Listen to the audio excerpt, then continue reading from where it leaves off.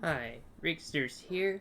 I'm going to be doing for the first time my first how-to video, in particular to Elite Dangerous. First, full disclosure, this will be the first time I'll be attempting a how-to guide for a very popular space game. Elite Dangerous is kind of like a fly, trade, fight, explore kind of game in 3D. But first, I wanted to show. Whoops. First, I wanted to show a common question I've been asked when I do play Elite Dangerous with a group of friends and people, and that is, how do you get a space station to show what ships they have when I'm ready to buy a spaceship, for example, or like, how do I know what modules are there? Well, there is a free third-party tool called Elite Dangerous Database. So to get there, you just open any web browser. In particular, I'm using Edge, but any modern web browser will find this page very easily. It's a very well kept community run website. And also, another disclosure, it's not paid or sponsored by that as well. This is just a free community tool that they pull a database of players' login data into aptly named a database. And as you can see here, this is the home screen of Dangerous Database, or EDDB for short. There's multiple different tabs and functionalities, but for buying a spaceship, you want to go to Stations. And then once that loads up here, you'll see a bunch of boxes here. You'll see Jump to a Station. You have like a perma settings link. You could create a free account and you could bookmark the URL and have it all pre-filled in. But I'm assuming that you're just doing this without making up an account. You can. One of the other important things to do before going to a ship station or space is if you want to include planetary landings. I usually don't because they take longer to get to. However, that's more of like a preference thing. Another thing that's as important, depending on the ship you're flying. In particular, I'm flying the Crate Mark II, which I'll show a little later on. It is a medium landing pad. This is the minimum. If you leave it to none by default, it will show medium and large landing pads. But if you're flying a really big ship, such as like Anaconda or Type 9 or Type 10, you would want to select this pane to large, for example, and then it would only show the large stations. Another important thing to do is that even if you only have one monitor, you can just Alt Tab to do this, is make sure you include the reference system. If you don't include the reference system, the list will be very confusing and you won't understand where to go, because it's going to show every station within like thousands of jumps, for example, or something ridiculous like that. So you have to kind of specify what you want the database to show you. So, I mean, for example, I'm flying in the N Galleon system, so type NG, and now it's going to start pulling up a list here. The first two are very close to what I am looking for. I'm going to be doing, for this example, a Type 6. Like, I want to go and find a Type 6 and buy and mount like a trade loadout. So, to do that, I'll just fill out the name a little bit more. Let's see here. NGAL. Yeah, sometimes you have to type a little bit more to get it to cycle in what you're looking for. There we go. Now that we got that there, the next thing you want to do is go to Station Sells Ships. And you want to type in, for this example, Type 6. And as soon as I, go pun intended, type the name, you'll see that it'll show a drop-down bar for the particular ship. So I'm going to click on Type 6. So now what it's going to do is, in the reference system that I put in here, it's going to try to pull and find a station that sells the ship. I'm going to click Find Stations. Okay, so I'm going to scroll down to the bottom or bottom mid of this browser page, and you'll see that it found a lot of results. 10 pages worth, in fact. Now, the important two things you want to organize this tab by is price update, distance light year, and sometimes rival distance. And if you want to be really specific, you can even narrow it down by allegiance and what kind of pad it is as well. Now, the most important thing to do, price update wise, is you want a price update that's like within, I say, 10 days to guarantee that it'll be there. Now, since it's a spaceship, it's very rare that it's not going to be there anymore. But for commodities, you want to make sure that the price update or location is like less than 2 weeks old, because anything longer than 2 weeks, you're rolling the dice to see if it's actually there or not. But since it's a spaceship, we don't really care about that. So, another thing I commonly do is the shortest light year distance. That's what I generally would be doing.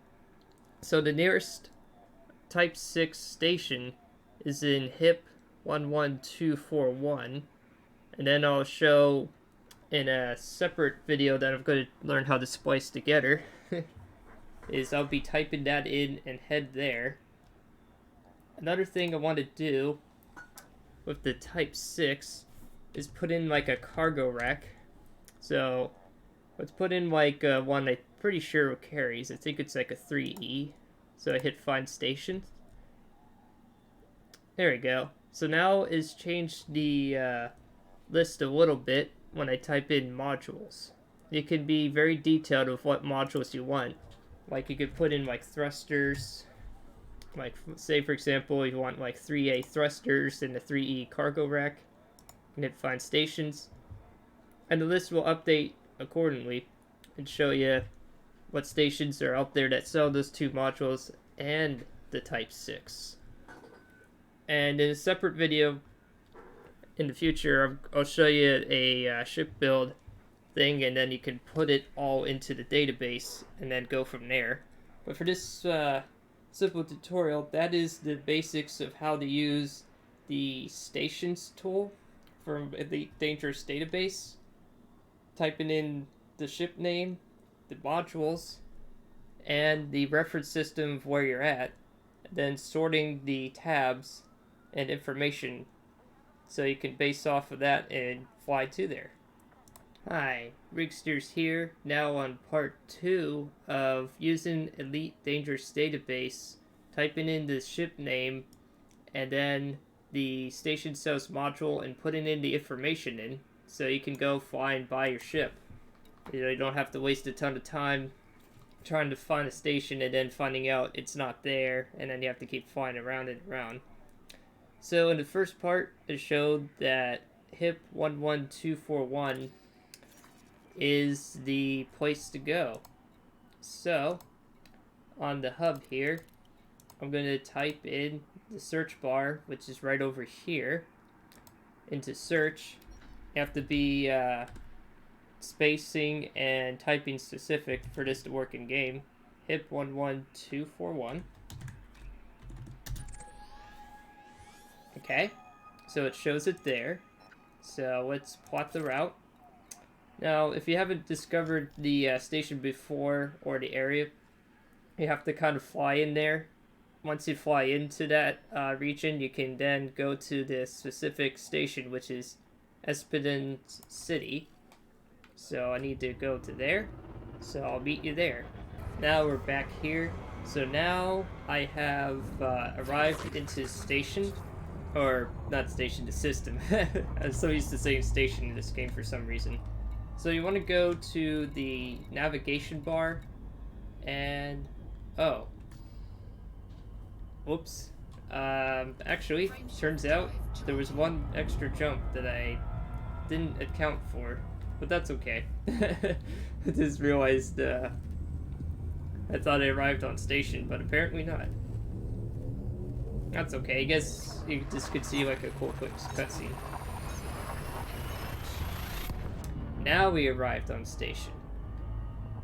So now that I did that, on my second monitor here, I need to go to SBO City. So you go to your navigation bar, and then you cycle down to the target station, which is the city. It's a spaceport, so you can fly your Anaconda, Type 9, Type 10, and all the really big ships you can fly in this game to there. It's pretty far away for Elitedangerous standards. It's 1,814 light seconds, so in real time, it's going to take you about 4 minutes to get there, going full speed, assuming that your ship doesn't get intercepted in the process, which is very unlikely because we're not in an anarchy system. So this should all pan out. I'll just have to arrive to there, so I'll see you at the station. Alright, so we arrived at SBO station? I think it's SBO. So I just need to simply dock into here. So the first thing, of course, you want to do while getting to there is to boost into the station and go kaboom. No, it's so I got to request docking at 7.5 kilometers. I've done this so many times, so it's pretty much straightforward. I just want to make sure that they actually do sell the Type 6, the Type 3 cargo rack, or cargo rack class 3E for short. So now just go speeding along into the station. Yeah, I don't follow the space speed limit because this game would take forever if I do that.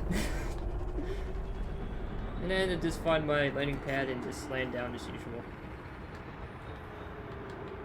And this is why you want shields too, because if I didn't have shields, the ship would have been damaged pretty badly there. Although there are some people out there that will trade without shields too. I don't know how they do it, because that to me is nerve-wracking. Alright. So, to find out, let's go to Starport Services. And let's go to Shipyard. It should show in there. Oh. Well, if it shows an Anaconda is the 14th option, there's a pretty good chance that it's going to be in here. Yep, there it is. There's the Type 6. So we're going to purchase that real quickly here. So now, to do one last check here, we'll go into outfitting to make sure you can get a Class 3 cargo rack. Just have to wait for the game a little bit. And we'll mount it into the optional internal, because that's where you mount this stuff. Let's see if we can actually browse shop here. Yes, indeed. You can actually mount the Class 3 cargo rack. Although in this case, you don't want to do that unless if you're trying to reduce the weight, but it is there. And then before I conclude this brief how-to video, is there any core internals that are worth mentioning? Ah, yes. So, some of the core internals that you want to do, regardless of ship, the most important one, in my opinion, is the frameshift drive. The frameshift drive is basically your jump engine in this game.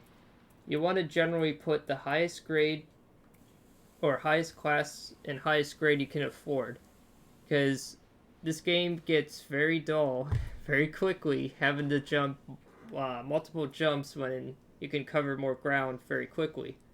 The only downside to the highest grade frameshift drive is that it does consume more power, which you can easily compensate for with the power plant. It also sometimes can reduce weight if you use A or D class frameshift drives. The C, B, and E class usually is heavier weight. C is middle ground. If you can't afford the A class, at the very least get 4C. That way, at least your jump, even at minimal range, is still much more tolerable. And there's some other optimizing you can do to optimize the Type 6 for its trademark role, which is either long-range exploration or cargo running. So hope you enjoyed that video, and hopefully you learned some things along the way. I certainly learned quite a lot how to make a brief how-to video. Hopefully this video was spliced together quite well, and leave a thought or comments as usual. This is Rigsters Journey, signing off.